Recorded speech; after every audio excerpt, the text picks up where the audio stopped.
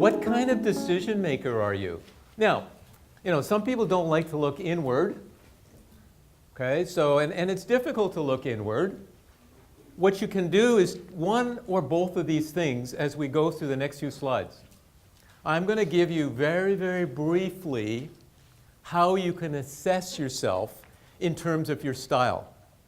But if you don't feel comfortable with that, and frankly, you can't always see yourself in a realistic way, you could try to think about somebody else, maybe your boss or your sponsor, what kind of decision maker your boss is, your sponsor is. So there are 4 styles, and I'm just going to give you a few elements associated with those styles so you can understand who you might want to assess, yourself or somebody else, okay? So they kind of relate to a matrix. It would seem that life can be captured in matrices, just see so many matrices. So you've got here on the x-axis your way of thinking. Are you more rational or are you more intuitive? An intuitive person is somebody who's just picks an option out of the air, goes much, much more with the gut feel. Has anybody ever taken Myers-Briggs or any of those? Yeah, taken Myers-Briggs. Myers-Briggs tells you, is one of the dimensions whether you're intuitive or not. So maybe you already know. There's a lot of personality tests that when I teach leadership and project management, I give people. And then on the y-axis, your tolerance for risk. Why is your tolerance for risk so important in your decision making? Because every decision has a degree of doubt, even if you have to make a decision right now. Okay? So these are the styles. Now let's see what the styles mean. And all I can give you is a little highlights of the key styles: analytical, conceptual, directive, behavioral. The first one, is directive. And I tried to highlight for you the key word so you understand the key word associated with the particular style. The key word is quickly. These are people who make decisions very, very quickly. So they prefer, but they don't always get, simple, clear-cut solutions. But sometimes they'll make decisions even if there's, all the facts aren't there. They're efficient. And how can you be rational and make a quick decision? Any ideas of how you can be rational and make a quick decision? You filter out information. Very good point, sir. You choose the key elements. Some people can be bogged down in all the detail, but choosing the key elements will get you the decision. Now, it doesn't mean you're not choosing all the detail won't get you to a better decision, but if you have to make a decision, for example, in a crisis situation, then it's better to think about key elements. However, some people have a predisposition for thinking and making a decision quickly. Usually, but it isn't always the case, the higher up that people go in the organization, the more likely they're going to make a decision quickly because they got other things to do. And there's a little quote from Theodore Roosevelt. In any moment of decision, the best thing you can do is the right thing, the next best thing you do is the wrong thing, and the worst thing you can do is nothing. That's an interesting connection. But this is a style. You may not be predisposed to the style. Another one is analytical. And I teach folks who are analytical, because I teach business analysts, I teach systems analysts, I teach technical topics, and I work with people. I don't just teach, I do. So I work with people who are analytical, and the really, really good thing about analytical people is that they're analytical. They're going to look at all the detail, and they're going to look at all the detail and make a very thorough decision.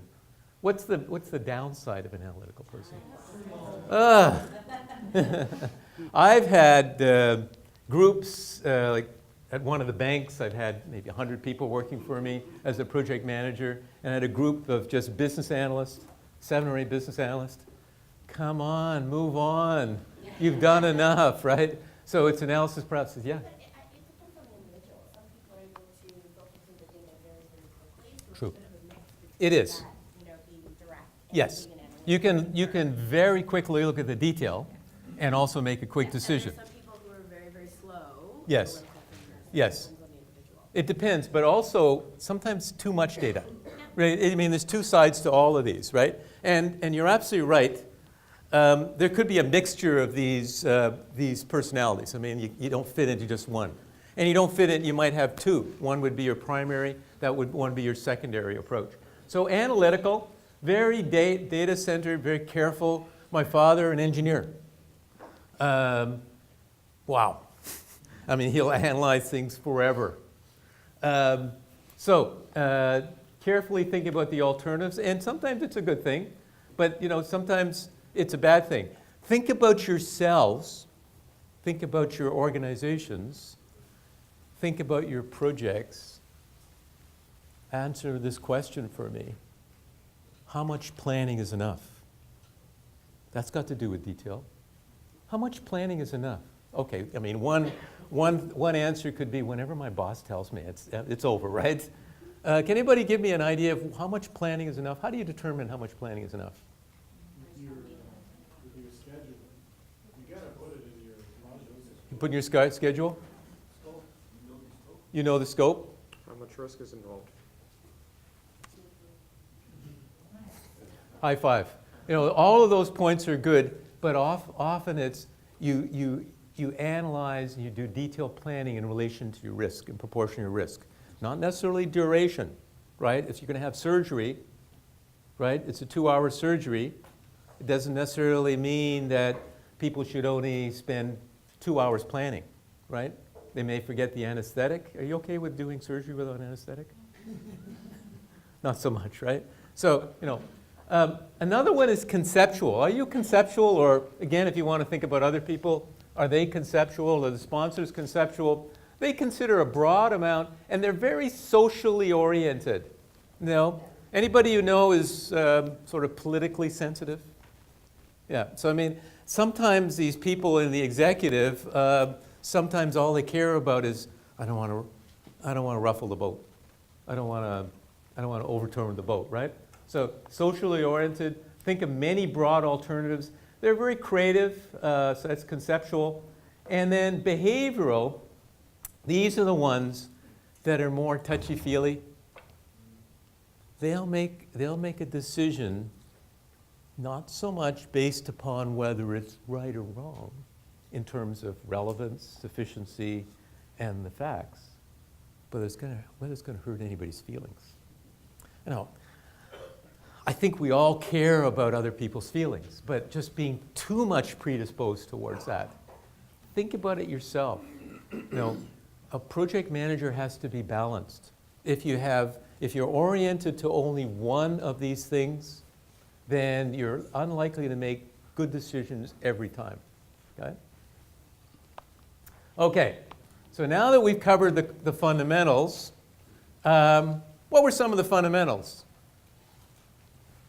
Logical thinking. Okay, anybody remember the 3 rules for logical thinking? And enough facts, very good. This lady here came up to me at break, and wow, I just love to see that sense of learning. You're taking a lot of notes. But also I see your grocery list down there, so it might be part of the notes, right? I'm just joking. Yeah. Okay. So what else, even if you think logically, what is the other thing that I said that you have to remember? I just want you to remember these fundamentals. Take away the filter. Filters. We all have filters, right? And other people have filters. So we have to think about those 2 things. And then we talked about IQ. I thought that was really a good interjection. This gentleman said that their total IQ was 250. That never had anybody say that. But IQ, and what was the other thing that seems to be more important than IQ? EI, yeah. And EI, and we'll try and touch on that, EI is more important. And if we don't have time, just give you a little preview. IQ, like this gentleman has an IQ of 250 as well, right? Together. Again, together, I mean, an IQ of 250, he's virtually going to, for the rest of his life, it might slip a little bit to maybe 249 or 248. He's going to have that IQ forever. But emotional intelligence can grow. Okay, and it makes a big difference, as I think this team mentioned, leadership and interpersonal skills.